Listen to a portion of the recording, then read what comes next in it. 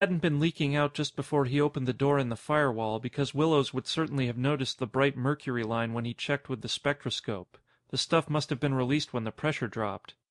He walked back to the anteroom and looked at the sampling chamber. There were a few droplets of mercury around the inlet. Thus far, the 3 pressure explosions had wrecked about everything that was wreckable, he thought.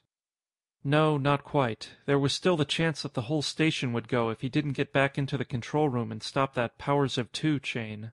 The detonation of Instantanium 512 would finish the job by doing what high-pressure helium could never do. He glanced at the thermometer. The temperature behind the firewall had risen to 240 centigrade. It wasn't supposed to be above 200. It wasn't too serious, really, because a little heat like that wouldn't bother a Ditmars-Horst reactor, but it indicated that things back there weren't working properly. He turned away and walked back to the decontamination chamber. There must be some way he could get the mercury off the suit, because he couldn't take the suit off until the mercury was gone. First, he tried scrubbing. That was what showed him how upset he really was. He had actually scrubbed the armor on his left arm free of mercury when he realized what he was doing and threw the brush down in disgust. Use your head, de Hooch, he told himself. What good would it do to scrub the stuff off of the few places he could reach? In the bulky armor, he was worse than muscle-bound. He couldn't touch any part of his back. He couldn't bend far enough to touch his legs. His shoulders were inaccessible, even. Scrubbing was worse than useless. It was time-wasting. He picked up the brush again and began scrubbing at the other arm. It gave him something to do while he thought. While he was thinking, he wasn't wasting time. What would dissolve mercury? Nitric acid. Good old HNO3. Fine, except that the hot lab was at the other end of the reactor, where the fissure had let all the air out. The bulkheads had dropped and he couldn't get in, and, naturally, the nitric acid would be in the lab. For the first time, he found himself hating Willow's guts. If he were around, he could get some acid from the cold lab, or even from the other hot lab at number 1. If Willow's... He stood up and dropped the brush. Dolt, boob, moron, idiot. Not Willows, himself. There was no reason on Earth, or Luna, why he couldn't walk over to number 1 hot lab and get the stuff himself. The habit of never leaving the lab without thorough decontamination was so thoroughly ingrained in him that he had simply never thought about it until that moment. But what did a little contamination with radioactive mercury mean at a time like this? He could take F corridor to number 1, use the decontamination chamber and the acid from the lab, shuck off his armor there, and come back through E corridor. F could be cleaned up later. So simple. He went through the light trap to the next chamber and turned the handle on the sliding door. The door wouldn't budge. It had been warped by the force of the helium blast, and it was stuck in its grooves.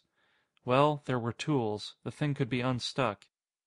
Peter de Hooch was a determined man, a strong man, and a smart man, but the door was more determined and stronger than he was, and his intelligence didn't give him much of an edge right then.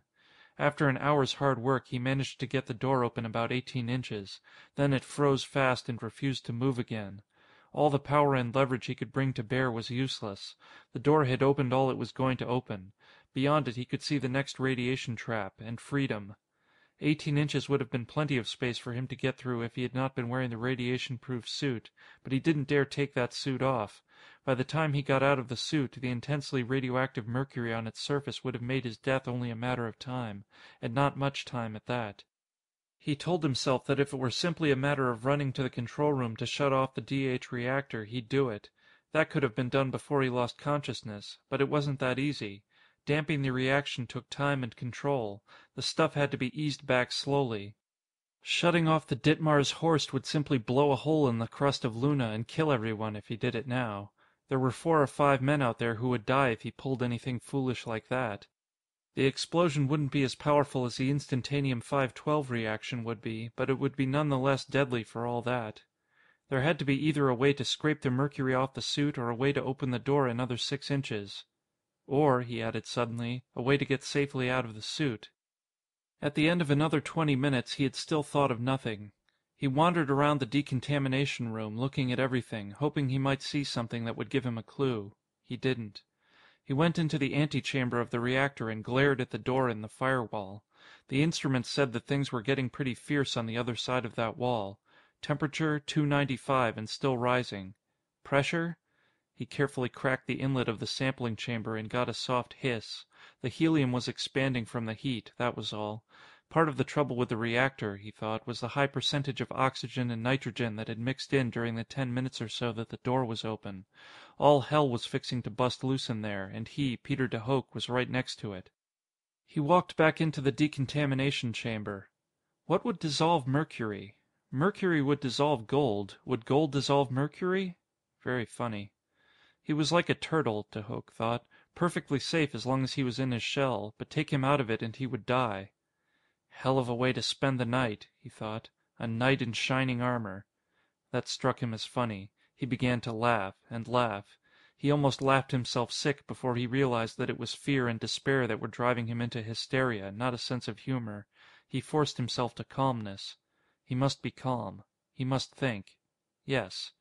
How do you go about getting rid of a radioactive metal that is in effect welded to the outside of your suit? The trouble was he was a nucleonics engineer, not a chemist. He remembered quite a bit of his chemistry, of course, but not as much as he would have liked. Could the stuff be neutralized? Sure, he told himself. Very simple. All he had to do was go climb into the reactor and let the reactor do the job. Mercury 203 plus an alpha particle gives nice stable lead 207. Just go climb right into the Ditmars Horst and let the helium-4 do the job. But the thought stuck in his mind. He kept telling himself not to panic as Willows had done. And several minutes later, chuckling to himself in a half-demented fashion, he opened the firewall door and went in to let the helium do the job. It was nearly 8 in the morning, Greenwich time, when the 3 surface vehicles, with their wide caterpillar treads, lumbered to a halt near the kiosk that marked the entrance to the underground site of the laboratories. "Okay," said one of the men in the first machine, holding a microphone to his lips. "Let's go in. If what Willows said is true, the whole place may blow any minute now, but I'm not asking for volunteers. Nobody will be any safer up here than they will down there, and we have to do a job. Besides, Willows wasn't completely rational. Nobody would put on a vac suit and run away like that if he was in his right mind, so we can discount a lot of what he said when we picked him up on the road. The 5 of us in this car are going straight to number 1 reactor to see what can be done to stop whatever is going on. The rest of you start trying to see if you can get those trapped men out of A and B corridors. All right, let's move in." Less than 5 minutes later, 5 men went into the control room of number 1 reactor. They found Peter de Hooch sound asleep in the control chair, and the instruments showed that the Ditmars Horst reactor was inactive. One of the men shook de Hooch gently, awakening him in the middle of a snore. "What?" he said groggily. "We're here, Guz. Everything's okay." "Sure, everything's okay. Nothing to it. All I did was wait until the temperature got above 357 centigrade, above the boiling point of mercury. Then I went in and let the hot helium boil the stuff off me. Nothing to it. Near boiled myself alive, but it did the trick." "What?" asked the man in a puzzled voice. "Are you talking about?" "I am a knight in dull armor," said Peter de Hooch, dozing off again. Then he roused himself a little and said, without opening his eyes, "Hi-yo, Quicksilver, away!" and he was sound asleep again. And when he saw what he had done, with all his might and main, he jumped back in that bramble bush and scratched them in again. End of The Bramble Bush by Randall Garrett. Recording by Nick Number.